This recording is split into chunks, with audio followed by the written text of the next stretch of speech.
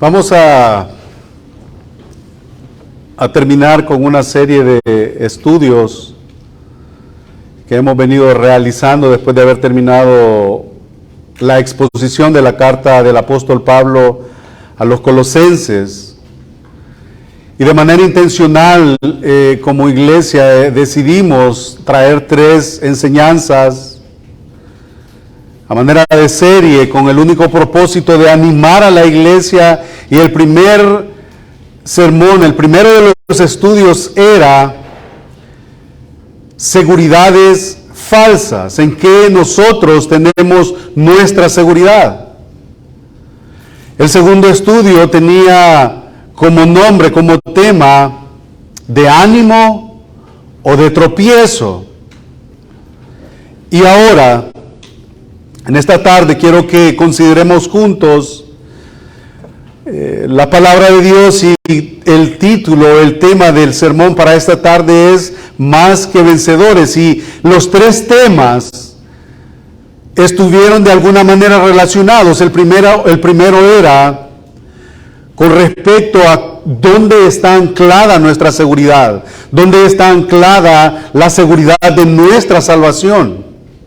Si es una seguridad real o si es una seguridad que no tiene fundamento, que no está anclada sobre la roca que es Cristo, sino que está anclada en base a mis seguridades. Y si son mis seguridades, esas seguridades tarde o temprano han de caer.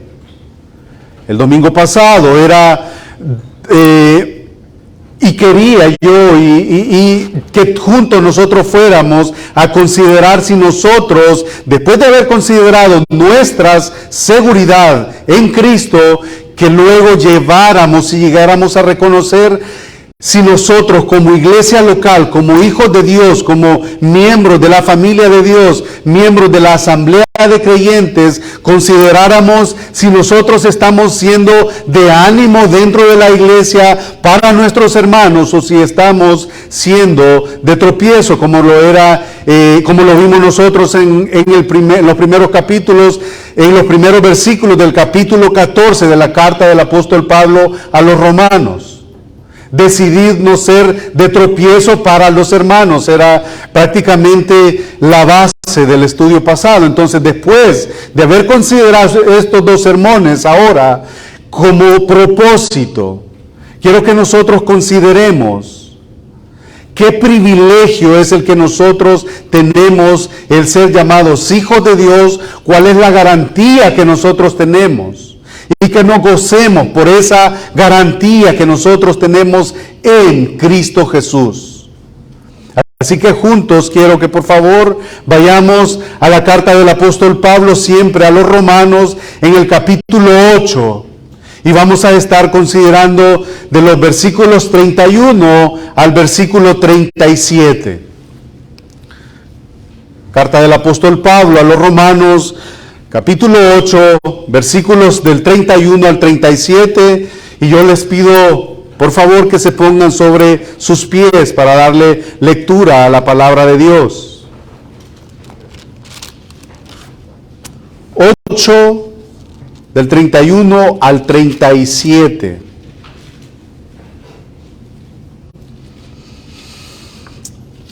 Lo tenemos. Dice así Dios, el autor de este libro, dice así: ¿qué pues diremos esto? ¿Qué pues diremos a esto? Si Dios es por nosotros, ¿quién contra nosotros? El que no escatimó ni a su propio Hijo, sino que lo entregó por todos nosotros, ¿cómo no nos dará también con Él todas las cosas? Versículo 33. ¿Quién acusará a los escogidos de Dios? Dios es el que justifica. Segunda pregunta, 34. ¿Quién es el que condenará? Cristo es el que murió, más aún el que también resucitó, el que además está a la diestra de Dios, el que también intercede por nosotros. Tercera pregunta, 35. ¿Quién nos separará del amor de Cristo? ¿Tribulación o angustia? ¿O persecución? ¿O hambre? ¿O desnudez? ¿O peligro? ¿O espada? Como está escrito, por causa de ti somos muertos todo el tiempo. Somos contados como ovejas de matadero. Y aquí está el versículo 37. Antes, en todas estas cosas, somos más que vencedores por medio de aquel que nos amó. Bendito sea el Señor y bendita sea su palabra. Padre, gracias por esta porción de la Escritura en la que nosotros vamos a estar fundamentados en esta tarde para el estudio. Te rogamos, Señor, que tú seas exaltado, que esa confianza y esa seguridad que nosotros somos más que vencedores sea una realidad, sin importar, Señor, las circunstancias. Sin importar, Señor, el entorno que gire alrededor de nosotros, si hay lucha, si hay pruebas, si hay alegría, si hay dificultades. Somos más que vencedores, Señor. Te ruego, Señor, que cada uno de nosotros, sin importar quiénes seamos, que podamos, Señor, nosotros tener la seguridad de que un día nosotros pusimos nuestra confianza en aquel que creó los cielos, que creó la tierra, que creó todo lo que existe, y que Él es soberano por sobre todas las cosas, y que un día recogerá a su pueblo, si en verdad hemos creído. El que habla necesita de ti desesperadamente, como el que escucha también necesita de ti desesperadamente. Así que por favor asístenos a través de tu Espíritu, Señor.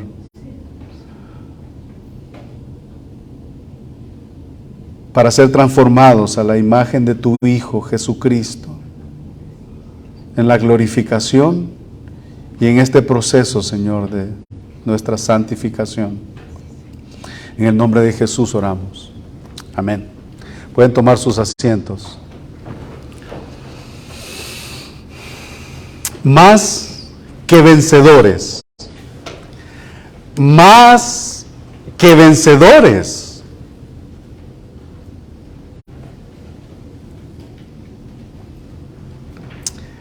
¿Qué significa para usted ese texto, hermano?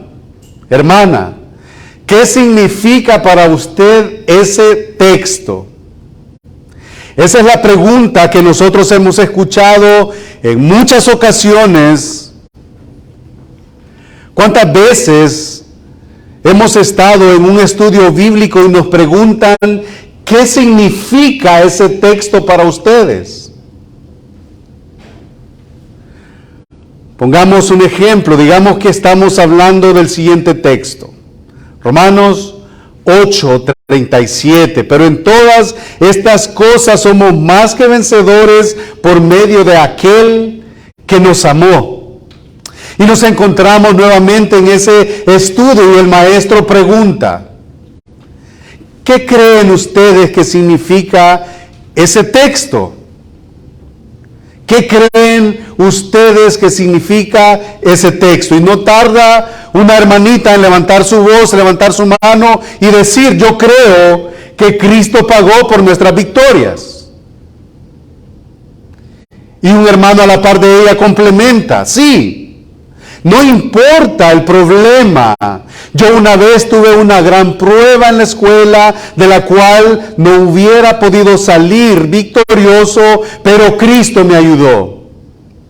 A lo que la hermanita otra vez acompaña el argumento de su hermano y dice: sí, en Cristo somos más que vencedores. Y tú, hermana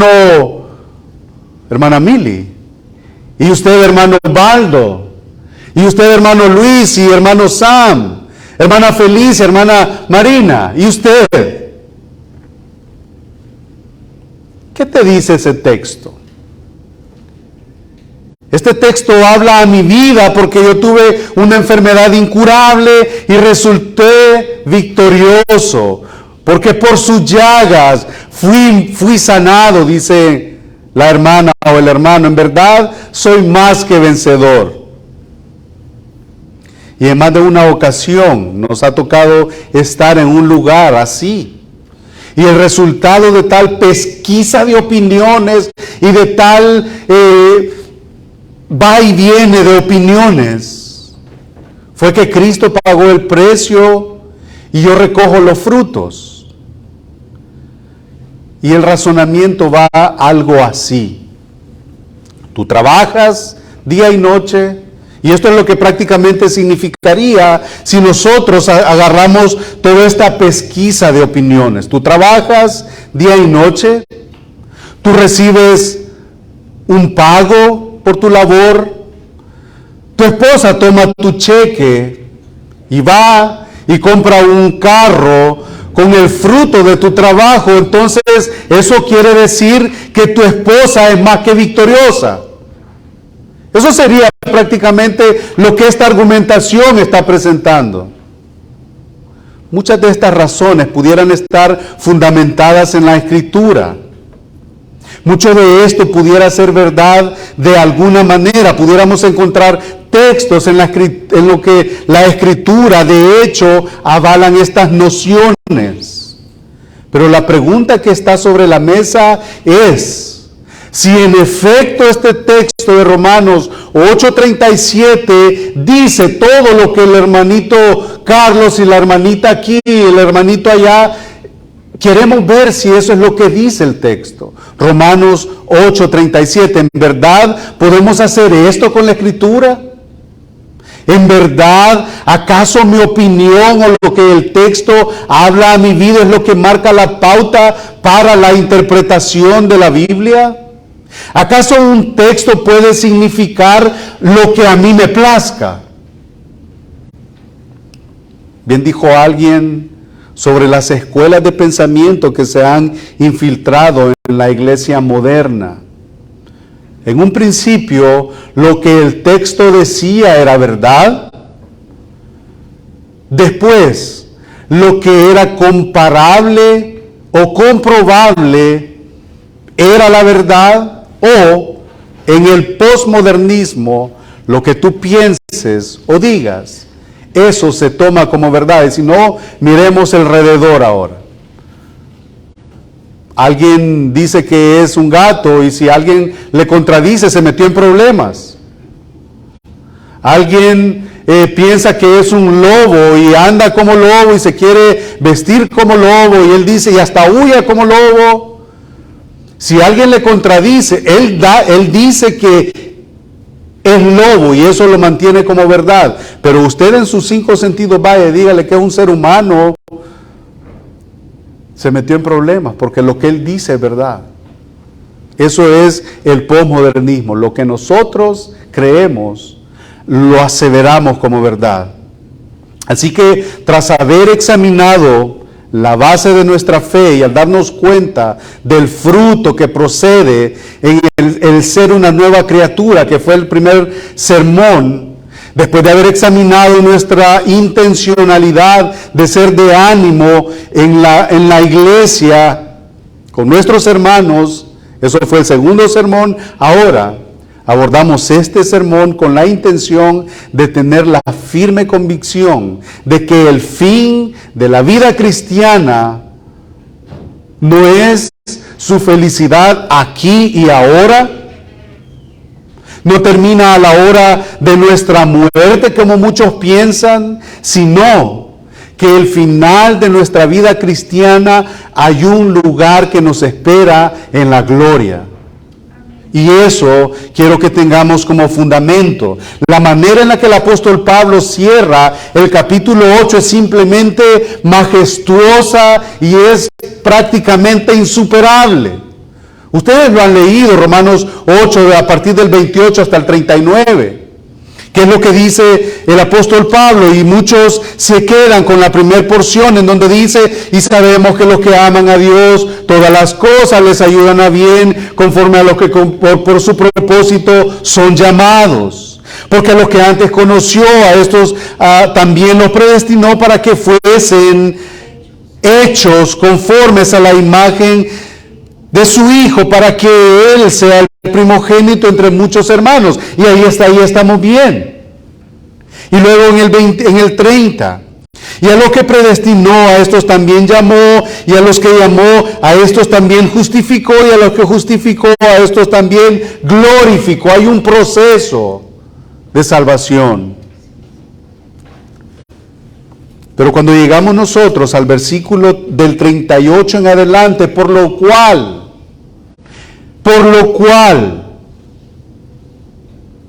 estoy seguro, y ahí está la alabanza con la que el apóstol Pablo termina el capítulo 8. Estoy seguro que ni la muerte, ni la vida, ni ángeles, ni principados, ni potestades, ni lo presente, ni lo porvenir, ni lo alto, ni lo profundo, ni ninguna otra cosa creada nos podrá separar del amor de Dios que es en Cristo Jesús, Señor nuestro. ¡Qué alabanza! Y la manera en la que el apóstol Pablo la cierra es incomparable. En los versículos que anteceden a esta porción, Pablo ha dicho una y otra vez que no hay por qué temer en cuanto a la salvación de aquellos que han venido a Cristo, arrepentidos de sus pecados y descansando en esa maravillosa provisión que Dios hizo a través de su Hijo Jesucristo. Eso es el Evangelio. La provisión que nosotros necesitábamos era un Salvador. Nosotros no necesitamos a un economista. Nosotros no necesitamos a un psicólogo.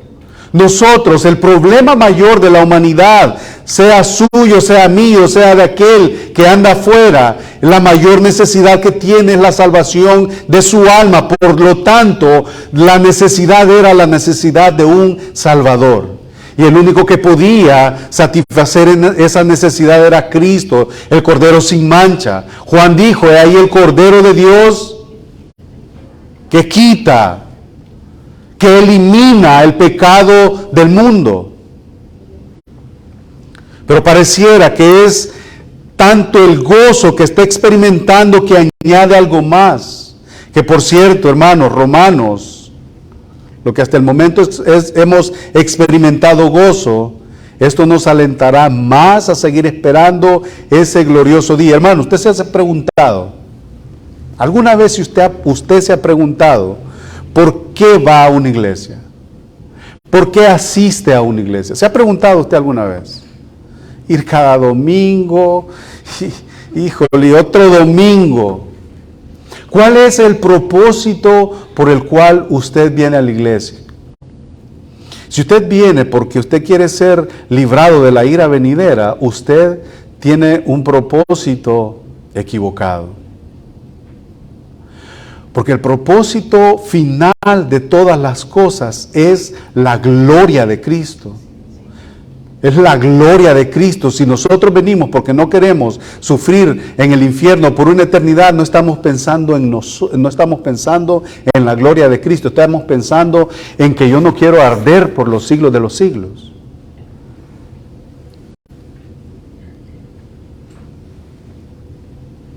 Y la forma en la que concluye el capítulo 8 de Romanos hace remontarnos unos versículos atrás, en donde la primera sección, él hace unas preguntas, el apóstol Pablo hace unas preguntas en los versículos del 31 en adelante. ¿Qué pues diremos? Si Dios es por nosotros, ¿quién contra nosotros?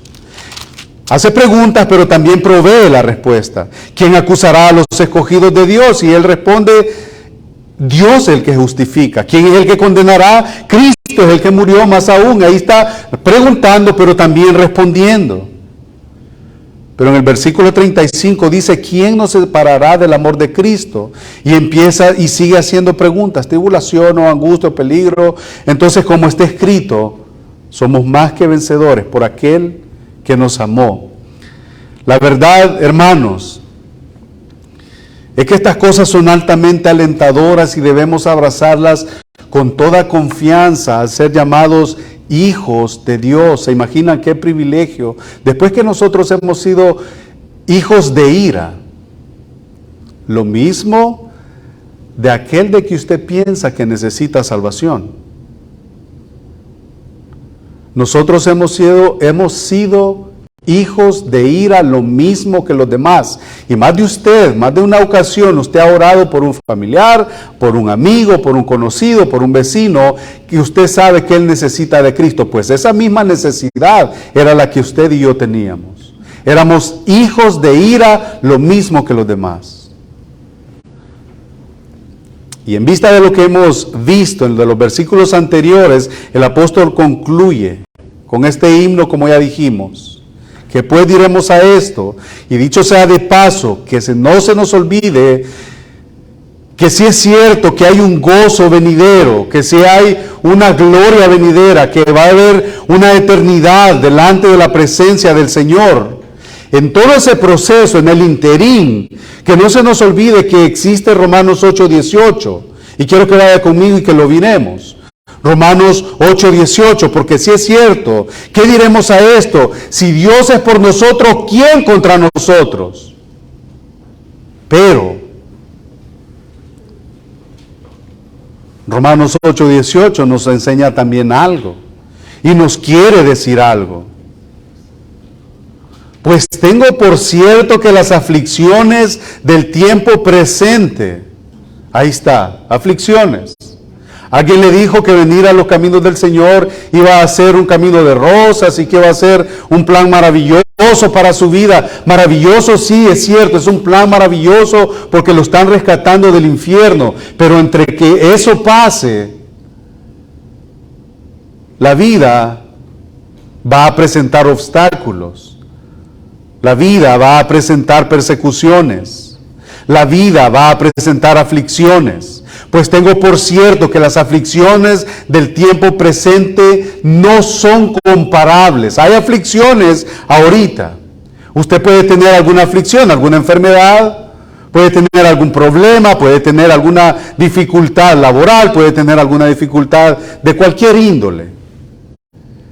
Pero la pregunta sería, bueno, si yo soy hijo de Dios y si todas estas promesas y que ni la muerte, ni la vida, ni ángeles, ni principados, ni potestades, ni ninguna otra cosa creada nos podrá separar del amor de Dios que es en Cristo Jesús, ¿por qué yo estoy padeciendo esta necesidad? ¿O por qué estoy padeciendo esta persecución? ¿O por qué yo soy infeliz? Bueno, ese propósito incluye tribulaciones en la vida cristiana. ¿Por qué? Porque recordémonos que nosotros estamos en medio de una generación perversa, maligna, en donde si usted va y toda se opone a Dios, toda, en unidad se opone a Dios. Vaya usted a hablarle de Dios a alguien. Usted, le ponía un ejemplo, yo el domingo empecé a hablar con un grupo de 6 muchachos. ¿Cuántos se quedaron? 2. Porque no quieren, les ofende la verdad. No quieren escuchar la verdad. Se sienten cómodos en su pecado. Pero tengo por cierto que las aflicciones del tiempo presente, o sea, ahora, no son comparables con la gloria venidera que en nosotros ha de manifestarse. Y de alguna manera yo quise relacionar este sermón con la lectura devocional que nosotros vamos a estar teniendo de aquí en adelante en Primera de Pedro y Segunda de Pedro. ¿Cuál era el tema de estas cartas o cuál es el tema principal de estas cartas? Hay hermanos que han salido huyendo del Ponto, Galacia y de todos estos lugares. ¿Por qué? Porque hay un hombre que está persiguiéndolos por causa del camino, por causa de Cristo. ¿Y qué está haciendo Él con ellos? Simplemente Él quiere que su palacio sea alumbrado. ¿Y qué hace? Quema cristianos. Es de eso que nosotros estamos hablando. Es como decir que vamos a sacar en conclusión de todo esto. ¿Qué vamos a sacar de conclusión de todo esto? ¿Qué diremos ante gran amor? ¿Cuál ha de ser nuestra respuesta? Mire conmigo lo que dice el mismo apóstol Pablo a los hermanos de Éfeso en el capítulo 3. Carta a los Efesios, capítulo 3, versículos del 17 al 19. Capítulo 3, del 17 al 19 de la carta del apóstol Pablo a los Efesios. Para que habite Cristo por la fe en vuestros corazones, a fin de que, arraigados y cimentados en amor, seáis plenamente capaces de comprender con todos los santos. Esto no tiene nada que ver con el inconverso. Esto está hablando del Hijo de Dios.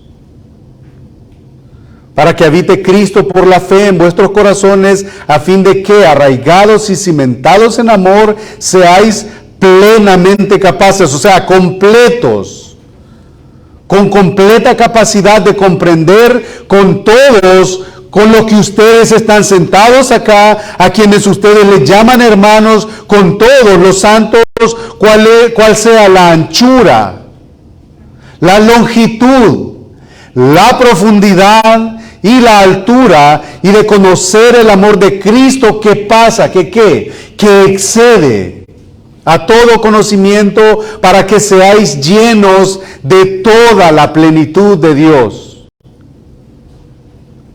¡Qué glorioso evangelio! Y me llamó la atención como Matthew Henry, un comentarista, dijo con respecto a este párrafo del capítulo 8, miren lo que dijo: entre más conocemos algo, menos admiración nos causa. Entre más conocemos algo, menos admiración nos causa. Usted compró un carro nuevo, vamos a suponer que usted compró un carro nuevo, está 0 millas y la pantalla ahora, y ahí nuevito, los asientos, el olor aquel, bien, pero lo sorprendió cuando se sentó la primera vez, después se vuelve bien cotidiano y bien normal, ya no le sorprende. Entre más conocemos algo, menos admiración nos causa. Pero cuanto más sabemos de los misterios de Dios en la obra de nuestra salvación, ¿no es cierto que más nos deberían de llenar de asombro y de admiración? Eso sería la intención, eso sería el propósito. Y continúa diciendo, si alguna vez el apóstol Pablo se paseó en una carroza triunfal de este lado del cielo, fue en esta ocasión cuando terminó el capítulo 8 de Romanos.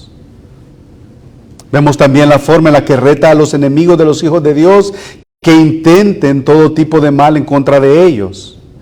Dice el apóstol, si Dios es por nosotros, ¿quién contra nosotros?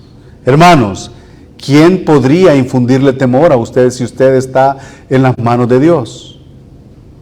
¿Quién podría hacerle daño a usted? Físicamente usted puede sufrir, moralmente usted puede sufrir, pero su alma está escondida con Cristo en Dios. Por muchos y fuertes que sea la fuente de los ataques en contra de los creyentes, ¿qué podrán conseguir?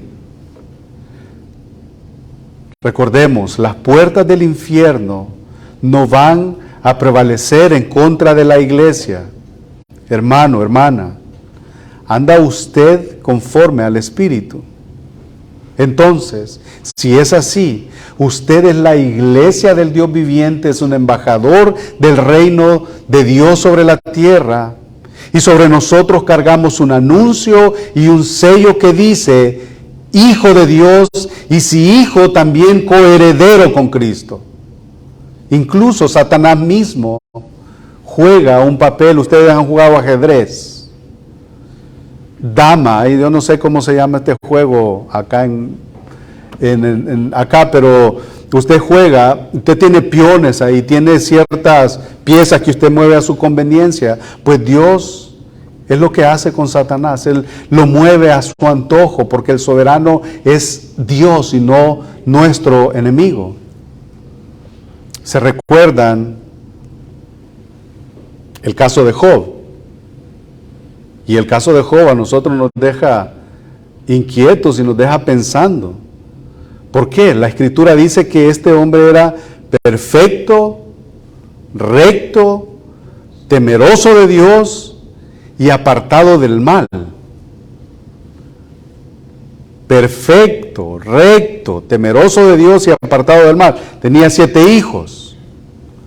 Tenía 3 hijas. Tenía 7,000 ovejas en su hacienda. Tenía 3,000 camellos. Tenía 500 yuntas de bueyes.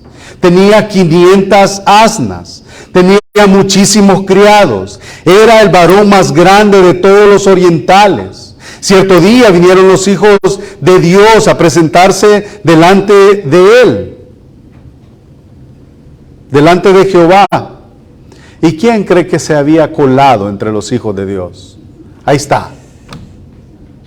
Satanás y sus narices. Y empieza un diálogo ahí. Empieza un diálogo. Job 1. Usted lo puede buscar, Job 1 y en adelante. Dios le preguntó, ¿de dónde vienes?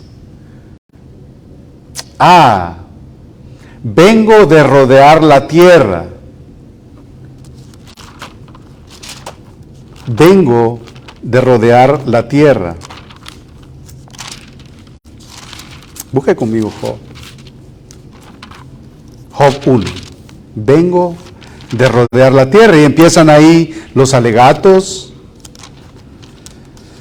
Empieza ahí a manera de que lo que Satanás quería era llevar a un punto en el que Job blasfemara en contra de Dios.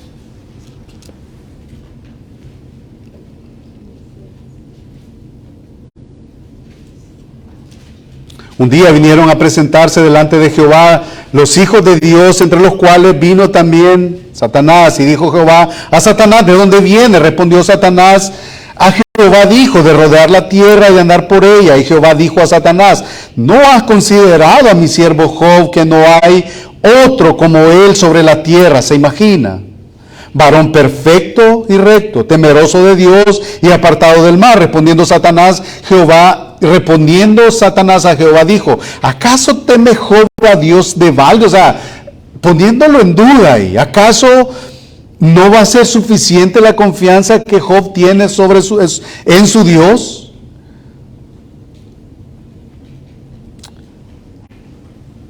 ¿No le ha acercado alrededor a él y a su casa y a todo lo que tiene? Al trabajo de sus manos has dado bendición, por tanto sus manos has dado bendición, por tanto sus bienes, han aumentado sobre la tierra. Pero extiende ahora tu mano y toca todo lo que tiene y verás si no blasfema contra ti. Eso es lo que le dijo Satanás a Jehová. Versículo 12, dijo Jehová a Satanás, he aquí, todo lo que tiene está en tu mano, solamente no pongas su mano sobre él. Y salió Satanás de delante de Jehová. ¿Se imagina? Hay una plática que tiene Satanás con Jehová. Podemos ver dos cosas, y lo que yo acabo de decir, Dios, me encanta pensar en esto, de que Satanás solamente es un hilo en las manos de Dios. ¿Para qué? Para llevar a cabo su plan. Y muchas veces nos va a suceder como a Job. Y no es que el Señor está permitiendo eso, es que ¿a dónde nosotros vamos a llegar? De ahí, del 12 al 20, nosotros podemos ver qué es lo que pasa. Dijo Satanás, aquí todo lo que tiene, y un día aconteció y pasó todo lo que pasó. Vino el primer criado, vino el segundo mensajero, vino otro y empezaron a decirle que sus casas estaban quemadas, que sus animales habían muerto, que sus criados igual. El desastre que vino sobre Job. Y ustedes saben la narrativa, al final saben que Job le es restituido todo después de todo ese sufrimiento. Dios soberanamente permitiendo que suceda esto en la vida de Job, y podría suceder también con alguno de nosotros. ¿Se recuerdan el caso de Pedro?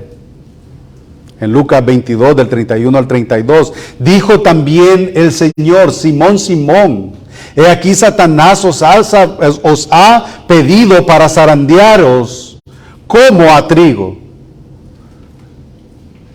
Pero yo he rogado por ti que tu fe no falte, y tú, una vez vuelto, confirma a tus hermanos. El apóstol Pablo mismo en 2 Corintios 12:7, él tenía un aguijón, mire lo que dice: y para que la grandeza de las revelaciones no me exalte, no me llene de orgullo, porque yo fui al tercer cielo y vi cosas inefables que le son al hombre imposible expresar, para que todo eso no se me suba a la cabeza, y para que la grandeza de las revelaciones no me exaltase desmedidamente, me fue dado un aguijón en mi carne, un mensajero de Satanás que me abofetee para que no me enaltezca sobremanera. Pero en el versículo 9 dice: y me ha dicho, el Señor me ha dicho, bástate mi gracia, porque mi poder se perfecciona en la debilidad. Por tanto, de buena gana me gloriaré más bien en mis debilidades, para que repose sobre mí el poder de Cristo. Y retrocediendo un par de versículos en la sección del 28 al 30, quedó claro que hay una seguridad inquebrantable con respecto a la elección para la salvación de estos creyentes a los cuales Pablo está dirigiendo esta carta.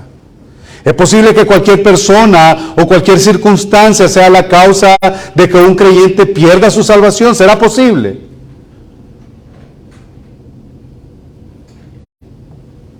La implicación a esto es que si cualquier persona tuviera la capacidad de robar la obra de la salvación en favor de nosotros, entonces ese ser o esa circunstancia tendría que ser más grande que Dios. Pensemos en esto. Tendría que haber algo más grande que Dios para que eso pudiera pasar. Por eso es que nosotros, hermanos, somos más que vencedores.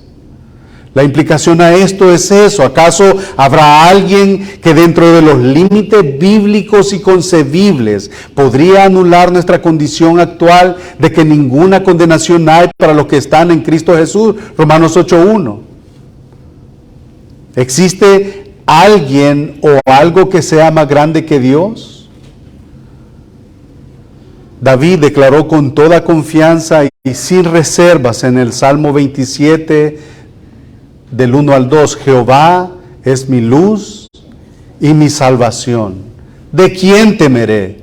Jehová es la fortaleza de mi vida. ¿De quién he de atemorizarme? Cuando se juntaron contra mí los malignos, mis angustiadores y mis enemigos, 3 grupos, para comer mis carnes, ¿qué pasó con ellos? Tropezaron y cayeron. Pablo no especifica en el versículo 31 qué tipo de personas en particular podrían tener éxito en contra de un creyente, pero podríamos considerar el contexto inmediato. Muchos de los que leyeron por primera vez esta epístola de Pablo eran judíos y posiblemente estaban familiarizados con la herejía judaizante promulgada por aquellos judíos que estaban viniendo y afirmaban ser cristianos. Ellos insistían que ninguna persona, ya sea judía o sea gentil, podrían ser salvos sin hacer la observancia estricta de la ley mosaica. Y esto incluía, ya vimos nosotros la semana pasada, incluía alimentos, incluía días de reposo, lunas nuevas y todas estas cosas.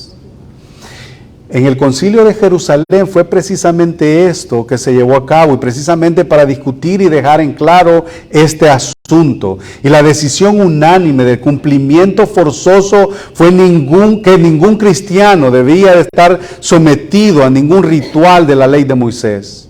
Y si usted pues quiere abordar un poquito más de esto, lo puede leer en Hechos 15 del 1 al 29. La ley no tiene ninguna habilidad para poder salvar a alguien. De hecho, la razón principal de la carta a los Gálatas, que primeramente Dios es la carta que vamos a estar iniciando la siguiente semana, y lo vamos a hacer de manera expositiva, de eso se trata específicamente. El contrarrestar la herejía de los judaizantes. En la actualidad usted conoce varias denominaciones, principalmente los amigos católicos, los carismáticos, que enseñan que alguien puede perder la salvación. Usted va a una iglesia pentecostal y ellos pues manejan en su teología que si usted pecó, usted pierde su salvación. Y ahí hay varios errores teológicos.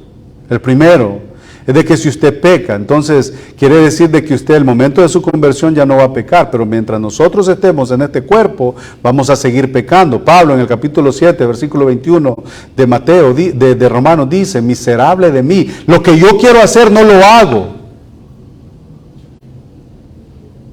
Miserable de mí, ¿quién me podrá apartar de este cuerpo de muerte? Entonces,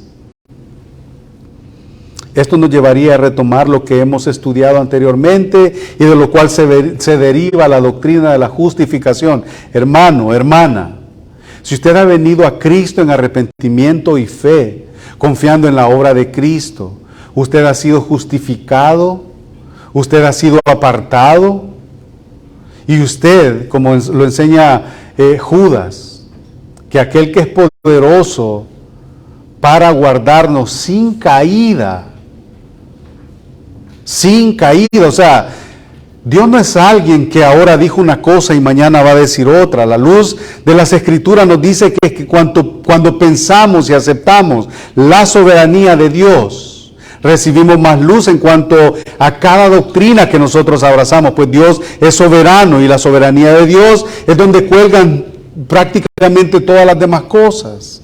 Y para hacerlo más vívido en nuestro contexto y a manera ya de aplicación, ¿acaso hay algo que está estorbando en nuestra salvación o hay algo que nos está arrastrando a dudar de la soberanía de Dios? Versículo 32 de Romanos 8, el que no escatimó ni a su propio Hijo, sino que lo entregó por todos nosotros, ¿cómo no nos dará también con Él todas las cosas? Pero para estas cosas hay que ir al contexto. ¿Qué cosas? Hay una ira venidera, hay unas tribulaciones. Y en su argumentación Pablo continúa y dice, ¿cómo sería posible que los que una vez fueron causa del sacrificio expiatorio de Cristo, recipientes de amor, de repente sean expulsados de su familia y de su reino? ¿Cómo es posible? No sería de extrañarse tener ese tipo de pensamientos, tomando en cuenta obviamente lo que estamos viendo con la óptica humana y no con la óptica de Dios. ¿Cómo Dios mira todo eso? Dios no puede decir una cosa hoy y no puede cambiar de opinión de un rato a otro, tal como lo hacemos nosotros. Nosotros somos cambiantes. Dios es inmutable, Él no cambia. Números 23, 19 dice, Dios no es hombre para que mienta, ni hijo de hombre para que se arrepienta. Él dijo y no hará, habló y no ejecutará.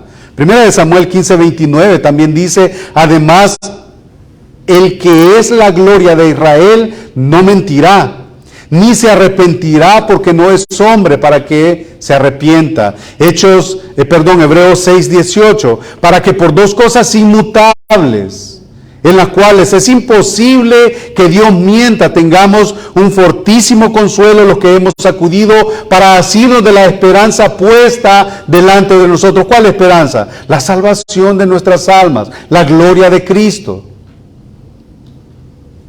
Y cuando el apóstol dice todas las cosas, no se está refiriendo a lo que muchos ofrecen hoy en día, seguridad en todos los aspectos. Había un predicador que murió hace un par de años atrás, David Wilkerson. Dijo, si tú eres de los que buscan a Dios por las cosas materiales, por las cosas de este mundo, tú perteneces a esa basura conocida como el evangelio de la prosperidad. También dijo en otra ocasión con respecto al mal llamado evangelio de la prosperidad que esa doctrina es un hedor en la nariz de Dios. Nosotros no buscamos a Dios por las cosas que nos puede dar. Nosotros buscamos a Dios y alabamos a Dios por lo que Él ya hizo en la cruz por nosotros. Hermanos, a causa de la caída, de la naturaleza caída, es fácil que nos veamos tentados de desear cosas de este mundo, que este mundo ofrece y querer algo, querer cosas en sí mismo no está mal. Usted quiere un vehículo para moverse bien, en sí mismo no es un problema. El problema sería, ¿qué es lo que dice Santiago? La raíz de todos los males no es el dinero, sino que es el amor al dinero. Y en el relato bíblico, en la historia bíblica, nosotros podemos ver gente que pudo haber sido muy rica. Abraham el primero. Cuando vamos al Nuevo Testamento, vamos a Filemón, tenía una iglesia en su casa. Otros que estuvimos viendo cuando cerramos la carta a Colosenses. Había otro ahí que podía haber sido alguien pudiente económicamente. El Evangelio, según un montón de círculos, nos ofrecen de todo. Pero el Evangelio, según Jesucristo, nos invita a la autonegación, nos invita a tomar nuestra cruz y seguirlo, Mateo 16:34, a tomar su yugo, a venir a Él todos los que estamos trabajados y cargados, y Él nos hará descansar y hallaremos descanso para nuestra cartera, no, para nuestras almas.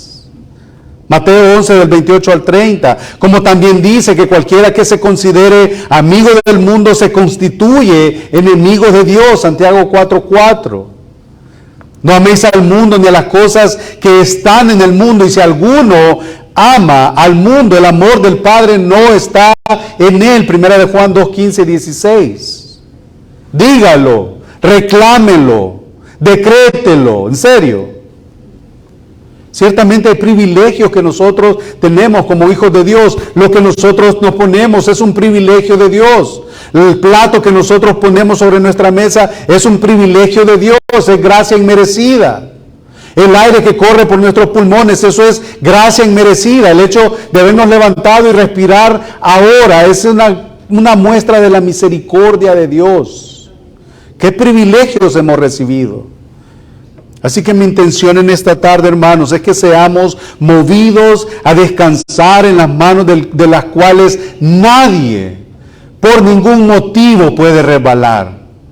Que a causa de esa seguridad seamos movidos a obedecer, no a un hombre, no a un gobierno, no a una denominación, no a ideas humanas, sino a la inerrante palabra de Dios. Y así, y solamente así, seremos cristianos maduros y confiando en que un día nosotros vamos a ser participantes reales, físicos de esa esperanza que está guardada para nosotros en los cielos. Seamos cristianos maduros, lámparas en lo alto para alumbrar el lugar en donde nosotros estemos, por muy oscuras que sean las circunstancias, y por consiguiente ser una iglesia saludable, no solamente en la teoría, no solamente en lo que creemos, sino de manera práctica, también por ende ser esa novia que se prepara para recibir a su novio para ese glorioso día. Hermanos, hermanas, ¿tienen ustedes algún temor? ¿Tenemos algún temor como iglesia? ¿Tenemos algún temor con la profesión que nosotros hemos hecho? ¿Está usted sobre la roca? ¿Está usted sobre la roca? Mire conmigo lo que dice Salmo 27:5. Porque Él me esconderá en su tabernáculo en el día del mal. En Dios. Me ocultará en lo reservado de su morada. Sobre una roca me pondrá en alto.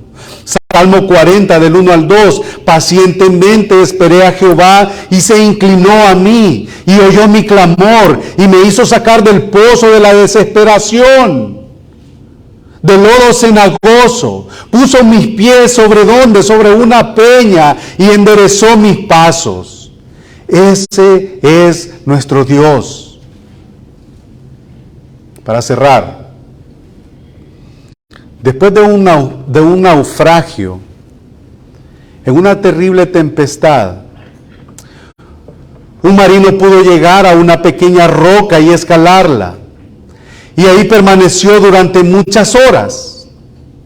Cuando al fin pudo ser rescatado, un amigo suyo le preguntó. ¿Se imaginan? Después de naufragar, usted ve una roca, puede escalarla y llega ahí en la roca. Y este amigo le preguntó, ¿no temblabas de espanto por estar tantas horas en tan precaria y peligrosa situación, amigo mío? Y el náufrago contestó, sí, la verdad es que temblaba mucho, pero ¿sabes qué? La roca no tembló. Y esto fue lo que me salvó. La roca no tiembla. Los que temblamos podríamos ser nosotros, pero la roca es inamovible. Cristo es inamovible. ¿Quién nos separará del amor de Cristo? Tribulación o angustia, persecución o hambre, peligro o espada. Como está escrito, por causa de ti somos muertos todo el tiempo. Somos contados como ovejas de matadero. Antes en todas estas cosas somos más que vencedores por medio de aquel que nos amó. Por lo cual estoy seguro que ni la muerte, ni la vida, ni ángeles, ni principados, ni potestades, ni lo presente, ni lo porvenir, ni lo alto, ni lo profundo, ni ninguna cosa creada nos podrá separar del amor de Dios que es en Cristo Jesús, Señor nuestro. Él es nuestra roca, Él es nuestro refugio, de donde vendrá nuestro socorro. Nuestro socorro viene de Jehová, que hizo los cielos, que hizo la tierra, y por eso somos más que vencedores. Alabado y exaltado sea el nombre de nuestro bendito y glorioso y soberano Rey. Amemos a nuestro Dios, obedezcamos su palabra. Oremos. Bendito Dios, gracias, porque en ti somos más que vencedores. Porque en ti, Señor, estamos seguros. Eres la roca de nuestra salvación. La roca inamovible que aunque nosotros temblemos, tú no te mueves, tú no tiemblas. Estás seguro, estás firme. Y es por eso, Señor, que nosotros también estamos firmes. Gracias, Señor, por la salvación de nuestras almas. Permite, Señor, que esa verdad de la salvación de nuestras almas impacte, Señor, y se refleje en nuestras vidas.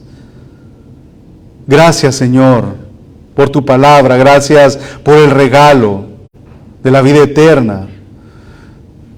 Si hay, Señor, alguien acá entre nosotros que necesita de ti, necesita anclarse de esa roca, Señor, toca sus corazones, toca sus vidas, toca corazones, Señor, en esta tarde. Muéstrate con salvación para nosotros. Desciende, Señor, con salvación en esta tarde.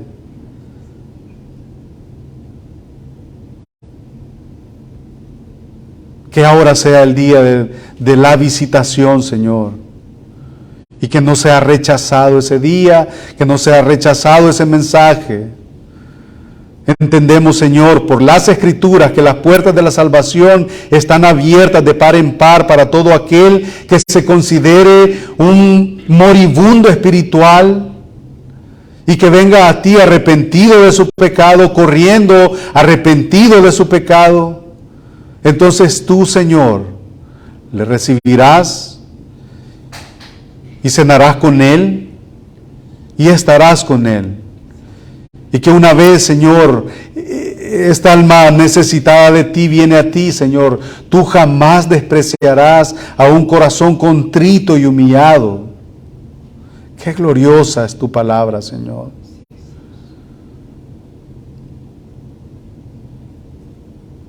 Salva a aquel que necesita ser salvado.